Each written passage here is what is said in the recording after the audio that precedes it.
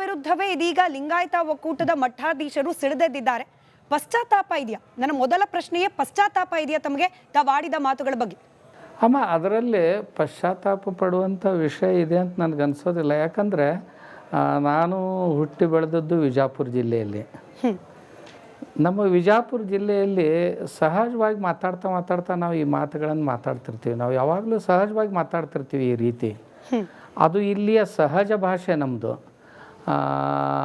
ಆದರೆ ಅದನ್ನು ತುಂಬ ಅಪಾರ್ಥವಾಗಿ ಬಿಂಬಿಸುವಂಥ ಪ್ರಯತ್ನ ಪ್ರತಿಯೊಂದು ಪ್ರದೇಶಕ್ಕೂ ತನ್ನದೇ ಆದಂಥ ಒಂದು ಭಾಷೆ ಇರುತ್ತೆ. ನಮ್ಮ ಅವಿಭಾಜ್ಯ ವಿಜಾಪುರ ಜಿಲ್ಲೆಯಲ್ಲಿ ಪ್ರತಿಯೊಬ್ಬರು ಸಹಜವಾಗಿ ಮಾತಾಡ್ತಾ ಇರುವಂಥ ಭಾಷೆ ಅದು. ಅದನ್ನೇ ತುಂಬ ವಿಪರೀತವಾಗಿ ಅಥವಾ ಏನೋ ಅದನ್ನು ಬಹುದೊಡ್ಡ ಅಪರಾಧ ಅನ್ನುವ ರೀತಿಯಲ್ಲಿ ಬಿಂಬಿಸುವಂಥ ಪ್ರಯತ್ನ ನಡೆದಿದೆ ಅಷ್ಟೇ.